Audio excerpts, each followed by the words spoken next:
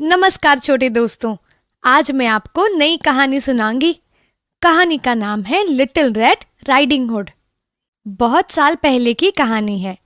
एक गांव में एक नदी के पास एक नन्ही सी बच्ची अपनी माँ के साथ रहती थी। उसकी माँ उसका बहुत ख्याल रखती थी, उसे खाना खिलाती थी और उसे बहुत प्यार करती थी। वो दोनों बहुत खुशी से अपना जीवन बिता रहे थे। वो बच्ची हमेशा अपने सिर पर एक लाल रंग का चोगा पहनती थी, जो उसे उसकी दादी ने जन्मदिन पर उपहार में दिया था, जिसकी वजह से गांव के सभी लोग उसे लिटिल रेड राइडिंग हुड कहते थे। वो बच्ची इतनी प्यारी थी कि वो आसपास के गांव में भी लिटिल रेड राइडिंग हुड के नाम से मशहूर हो गई थी।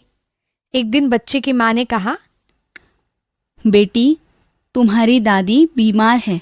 क्या तुम ये खाना और दवाइयाँ दादी के पास ले जाओगी? क्यों नहीं माँ, मैं कल ही दादी से मिलने के लिए निकलूंगी। दूसरे दिन सुबह जब राइडिंग हुड अपनी दादी से मिलने निकली, तब उसकी माँ ने कहा, देखो बेटी, ये दादी के लिए फल, मिठाई और कुछ दवाइयाँ दे रही हूँ। इन्हें संभाल कर ले जाना और ध्यान रखना कि जंगल के रास्ते से जाते हुए सावधान रहना। किसी भी अजनबी से बात नहीं करना। तुम चिंता मत करो माँ, मैं सावधानी से यात्रा करूंगी और दादी से मिलकर आऊंगी। चलती हूँ।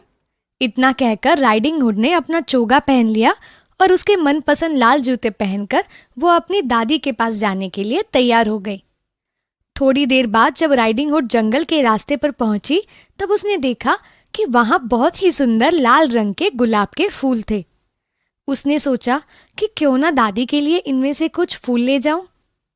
ऐसा सोचकर वो फूल लेने के लिए रुक गई। तभी वहां एक बड़ा सा भेड़िया आ गया। उसने कहा, ए लड़की, कौन हो तुम और यहाँ जंगल में क्या कर रही हो? इस पर राइडिंग हुड ने कहा, मुझे सब रेड राइडिंग हुड कहते हैं। मैं अपनी दादी से मिलने जा रही हूँ, जो नदी के पास वाले घर में रहती है।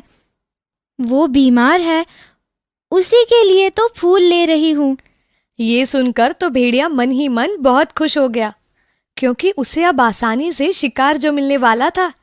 उसने कहा, अच्छा ठीक है, संभल कर जाना। इतना कहकर भेड़िया वहां से भागता हुआ उस दादी के घर जा पहुंचा। उसने दरवाजा खटखटाया। दादी अंदर आराम कर रही थी। दरवाजा खटखटाने की आवाज सुनकर दादी को लगा कि उसकी पोती राइडिंग हुड आ गई होगी।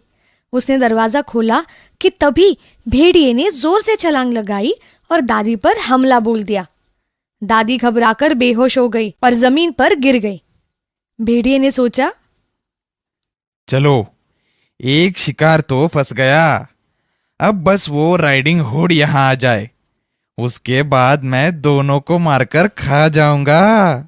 ऐसा सोचकर भेड़िए ने आसपास देखा और दादी का चश्मा और टोपी पहनकर वो बिस्तर पर कंबल लेकर लेट गया।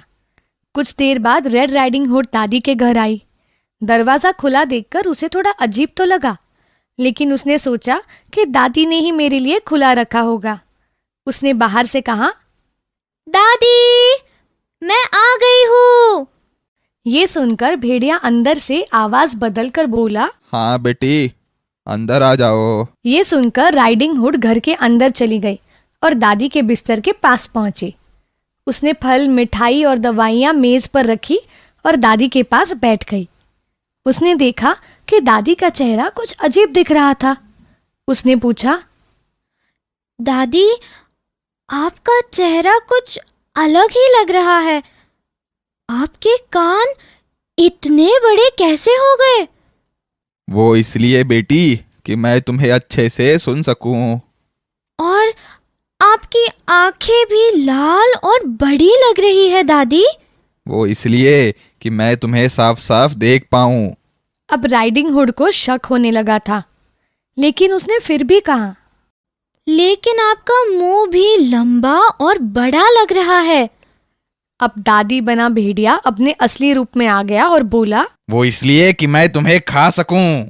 इतना कहकर भेड़िए ने राइडिंग हुड पर छलांग लगाई और उस पर हमला कर दिया। राइडिंग हुड जोर जोर से चिल्लाने लगी और भागने लगी।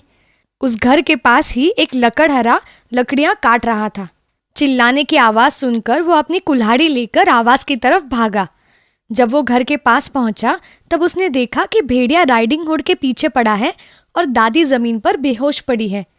उसने झट से घर में जाकर अपनी कुल्हाड़ी से भेड़िए पर वार किया और उसे मार गिराया।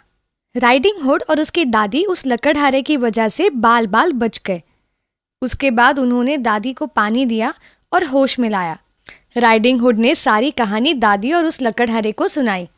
इस पर दादी ने कहा, अब समझी बेटी, तुम्हारी माँ ने तुम्हें अजनबियों से बात करने के लिए क्यों मना किया था? हाँ दादी, मैं समझ गई। इसके बाद मैं ऐसा नहीं करूंगी और ज्यादा सावधान रहूंगी। इसके बाद राइडिंग हुड ने अपनी दादी की सेवा की और दादी कुछ ही दिनों में पूरी तरह से ठीक हो गई। उसने राइडिंग हुड को बहुत सारी कहानियां सुनाई। उन्होंने खूब मजा किया और कुछ दिनों बाद राइडिंग हुड अपने घर सही सलामत वापस लौट गई।